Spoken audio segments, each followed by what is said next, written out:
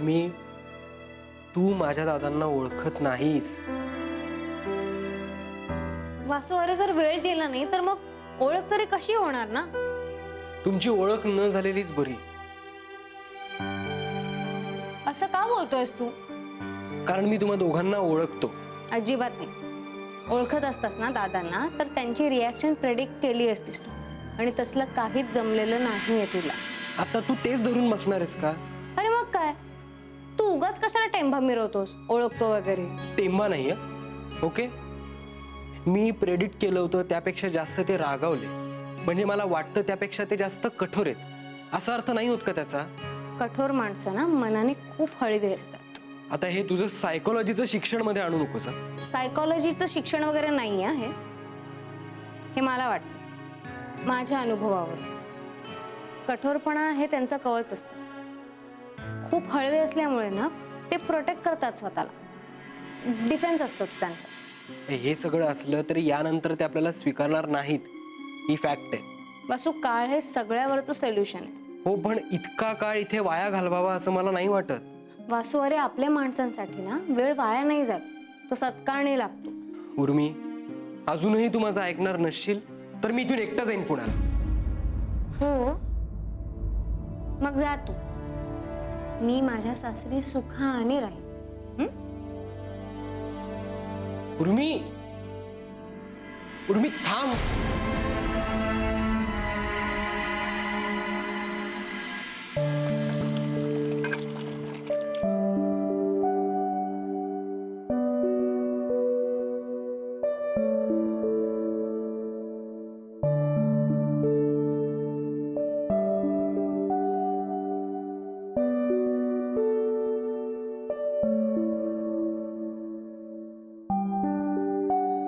अगं थांब.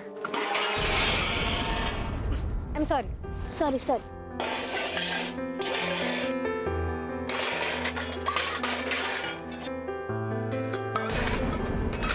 कशाला आलीस तू? अगं तू एकटीने कसं उचलणार सगळं म्हणून मदत केली. मला मदत नाही आवडत. बरं सॉरी, मी विचारायला हवं होतं. विचारलं असतंस तरी मी नाहीच म्हणाले असते. नंदिनी, हे बघ मी समजू शकते. तू नाही समजू शकणार. नंदिनी हे बघ, बघतीये मी सगळं उघड्या डोळ्यांनी बघतीये.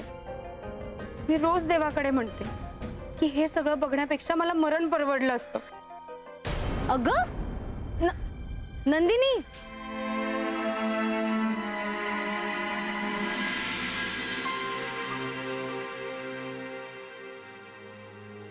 हे घ्या. हे काय? चौतरे घेऊन पहा. झालं का परत तुमचं सुरू? तुम्ही उपाशी राहिलात तर मला तरी अन्न गोड लागेल का? तुम्ही नेहमी माझ्या उपासनेत मोडता घालता. उपासना कसली? आत्मक्लेश आहेत हे. तीही एक प्रकारची उपासनाच असते. आपल्याला नको बाई अशी उपासना. चव तर घेऊन पहा कसं झालंय बघा. काय आहे काय हे? ते भाज्या उकडल्या आहेत, सूप का काय म्हणतात ना तसं. हे असलं तुम्ही कधीपासून बनवायला लागलात? हो, सात्विक आहे, प्रकृतीला उत्तम. हा ना.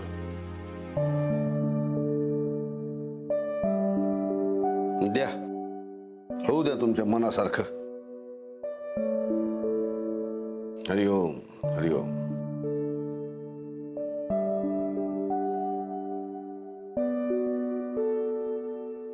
नाही आहे, चांगलं आहे, खरंच चांगलं आहे. मुख्य म्हणजे प्रत्येक भाजीची चव कळतेय. तुम्ही नेहमी म्हणता तसंच आहे ना? हो, नाहीतर काय. भाजी केली की त्या भाजीची मूळ चव त्यात राहिली पाहिजे ना. मसालेच जर प्रभावी झाले तर त्या भाजीचा भाजीपणाच संपतो. मग त्याला मसाल्याची भाजी म्हणायचं जा. ह्यात मात्र सगळ्या भाज्या आपापले गुण घेऊन एकत्र सुखाने नांदतायत. छान आहे कल्पना. घरही असंच असावं नाही?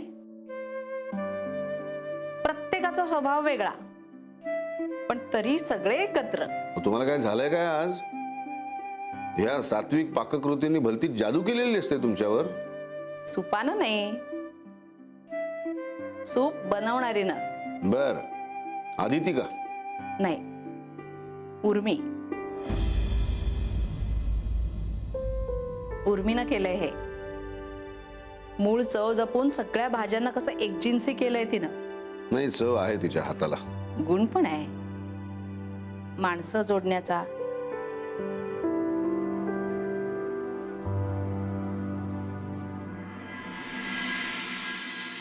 सीमा लवकर आण, काय आणायचं ते. आता पोटातले कावळे बाहेर येऊन अरे डिमांड करायला. रेडी आहे सूप. हे घे, हे घे आणि सांग कसं झालंय मला ते. आई हे घ्या.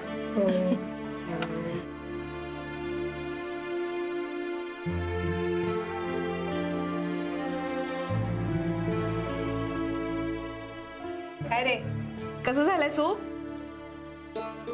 बरं आहे. बरं आहे म्हणजे? म्हणजे उर्मीच्या हातची चव नाही आली ग. छान झालंय ग. पण सूप करावं ना ते उर्मीनच, आणि ते सुद्धा मिक्स व्हेज.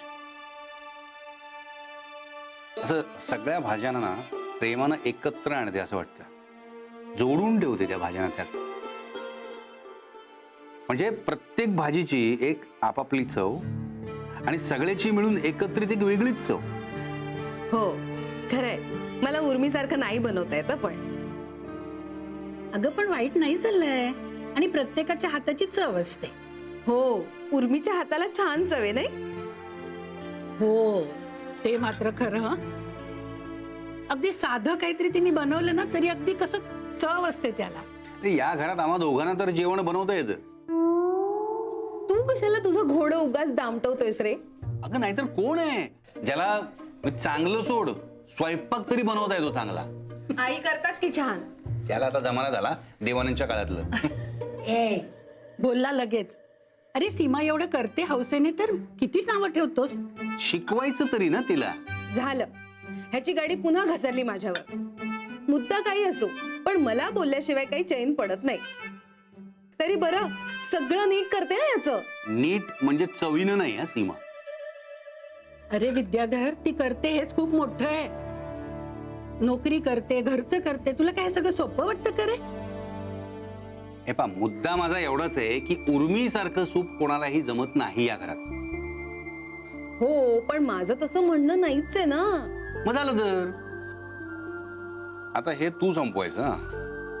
अरे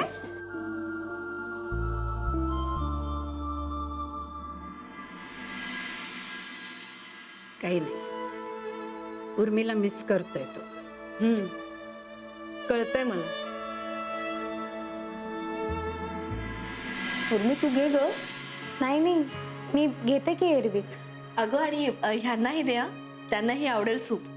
जरा जास्त करायला हवं होतं ना. हो ना. नाही, मला वाटलं इथे कोणाला आवडेल नाही आवडणार म्हणून जरा बेतानेच घेतलं. पुढच्या वेळी करू ग जास्त आपण. हो. उर्मी अगं तू घे, आमच्या झाल्यात 2-2 वाट्या उरकून. घे ग, तसंही करणारी शेवटी उपाशीच राहते. घे बरं. अहो नाही नाही, राहू द्या ना. मी आधी सगळ्यांना देते आणि मग सावकाश पिन मी नंतर. घे, चल घे आधी. अहो पण मी सगळ्यांसाठीच ठेवलंय. रामदादांसाठी, अक्कांसाठी, आत्यांसाठी आणि हे वासूसाठी. अहो बाई, नवऱ्याला आरेजारे करतेस का काय? तिला माहित नाहीये ना या घरातलं अजून. अहो हो, पण दादा माईंना कळलं तर फैलावर घेतील ते. आणि तसेही झालं का तुझं? हो अगं, झालंच आहे.